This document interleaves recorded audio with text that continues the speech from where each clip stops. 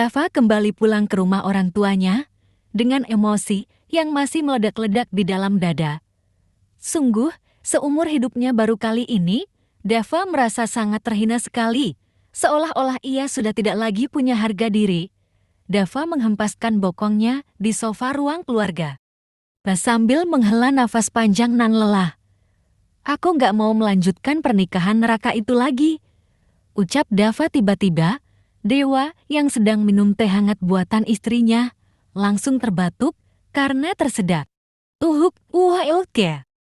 Tuh kamu jangan bercanda, Dava. Kamu mau buat keluarga kita melarat. Seru Dewa tak setuju. Memangnya apa yang terjadi? Kenapa kamu ingin menceraikan Mona?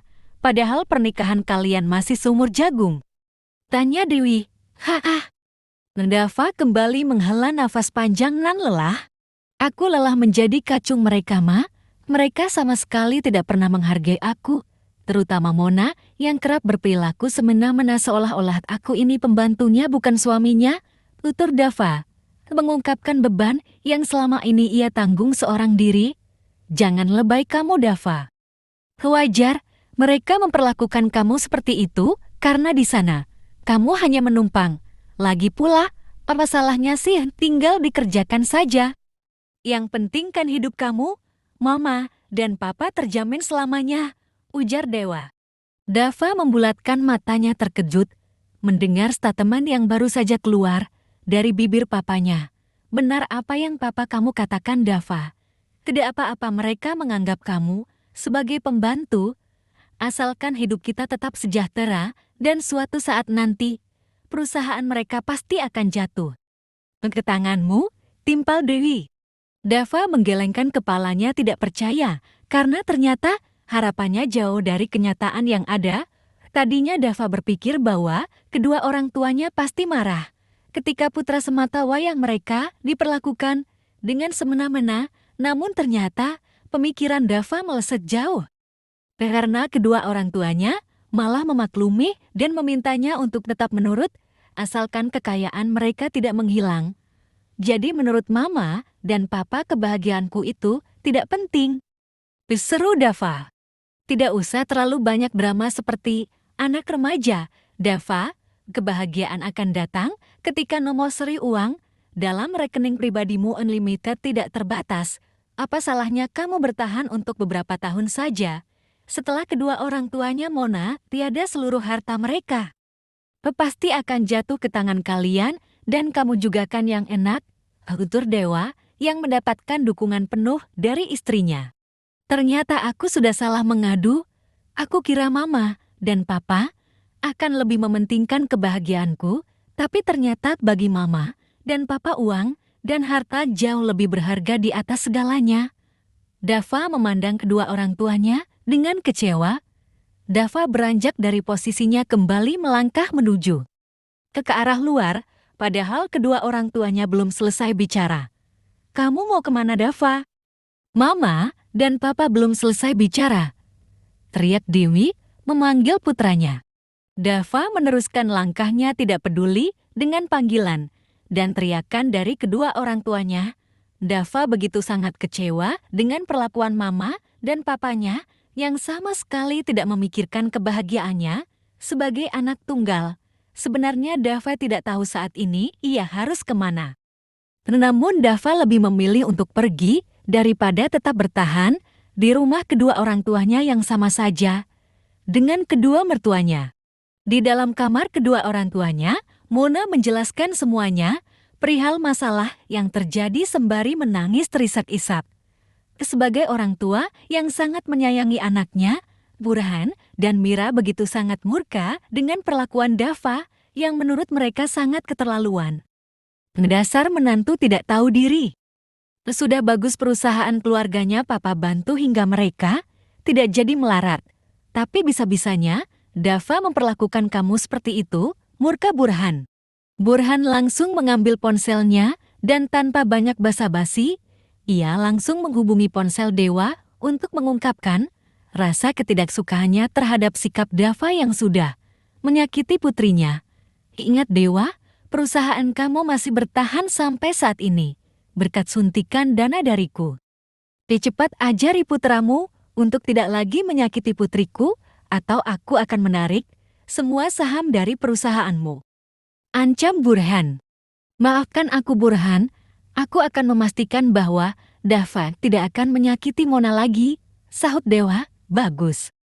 Jika kamu berani ingkar janji, maka aku tidak akan segan untuk membuat kamu dan seluruh keluargamu tidur di jalanan menjadi gelandangan. Burhan masuk memutuskan sambungan teleponnya secara sepihak. Mona langsung mengembangkan senyum mendengar semua percakapan antara papanya dan sang papa mertua. Karena Burhan sengaja melonpreker panggilannya, agar putrinya tahu bahwa ia akan menjadi orang pertama yang akan selalu melindungi dan menjaga putrinya dari orang-orang yang berpotensi untuk menyakitinya. Terima kasih banyak papa. Mama, aku sayang mama dan papa. Mona memeluk dan mencium pipi kedua orang tuanya bergantian.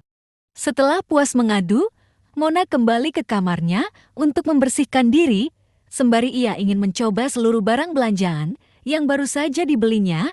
Mona terlihat sangat santai karena ia yakin sebentar lagi laki-laki yang ia cintai pasti akan kembali ke pelukannya. Apalagi papanya sudah membantu menyelesaikan masalah ini. Dan benar saja, beberapa jam kemudian, Dava kembali ke rumah mertuanya setelah Ian bertengkar hebat dengan papanya. Meskipun ia tak ingin kembali lagi, namun dengan terpaksa Dava tetap kembali karena mamanya yang terus memohon, bahkan nyaris ingin berlutut. Dava yang tak tega akhirnya, ia setuju untuk kembali dan disinilah ia sekarang. Sayang, Mona langsung memeluk dan mencium pipi suaminya. Maafin aku ya sayang. Kamu jangan ngambek dan kabur-kaburan begitu lagi ya. Mona kembali bersikap manja. Dava memutar bola matanya dengan malas. Namun demi kebaikan semuanya, dengan terpaksa Dava membalas pelukan istrinya. Setelah beberapa hari dirawat di rumah sakit, kini Maya dan bayi mungilnya yang ia beri nama Cherry sudah diperbolehkan pulang. Sejak kehadiran bayi mungil itu, Maya tak pernah bisa rasanya tidak memandang wajah imut nan cantik yang membuatnya seakan lupa. Dengan semua masalah yang sudah ia lewati, Maya paling suka memandang sambil menyentuh pipi cubit Cherry ketika ia sedang tertidur pulas. Bukan hanya itu saja, ketika mengasihi Cherry juga menjadi salah satu hal yang membuat Maya merasa semakin dekat dan semakin terikat dengan bayi mungil itu. Rasanya bahagia banget ya Mai saat melihat Cherry, ucap Nina, duduk di samping Maya ketika mereka sedang dalam perjalanan pulang. Iya Nin, rasa bahagiaku tak bisa aku ungkapkan dengan kata-kata. Tapi yang pasti aku sangat bersyukur bisa memiliki Cherry di hidupku, ujar Maya. Tapi aku juga menyesal karena dulu sempat ingin bunuh diri.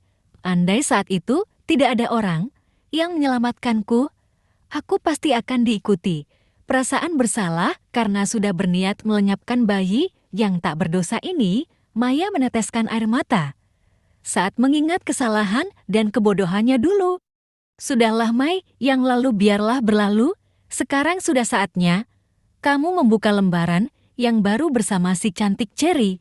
Aku sangat yakin kehidupan kamu yang selanjutnya akan lebih berwarna dan lebih indah dari sebelumnya, timpal putri yang duduk di bangku sebelah supir. Maya yang tadinya terus memandang wajah Cherry, sekarang ia beralih memandang wajah kedua sahabatnya secara bergantian. Terima kasih banyak ya. Kalian berdua selalu ada untukku, terutama kamu Put yang sudah banyak membantu dan melindungi aku, ucap Maya. Sama-sama Maya, semoga persahabatan kita bertiga terus terjalin ya, sahut Putri. Meskipun kedua orang tuanya masih melarang Putri untuk berteman dengan Maya, namun hal itu sama sekali tidak berpengaruh apapun selama ada Fathan yang selalu membantunya setiap kali ingin bertemu dengan Maya. Setelah Maya melahirkan, Nina memutuskan untuk tinggal bareng dengan Maya. Karena bagaimanapun Maya yang baru saja melahirkan, pasti membutuhkan bantuan dalam merawat Cherry. Selama ia masih dalam masa pemulihan, rasa syukur tak hentinya terus Maya panjatkan. Karena ternyata ia mampu dan ia juga bisa melewati semuanya. Meskipun pada awalnya Maya sempat ragu dan tempat ingin mengakhiri hidupnya dengan cara melompat dari jembatan.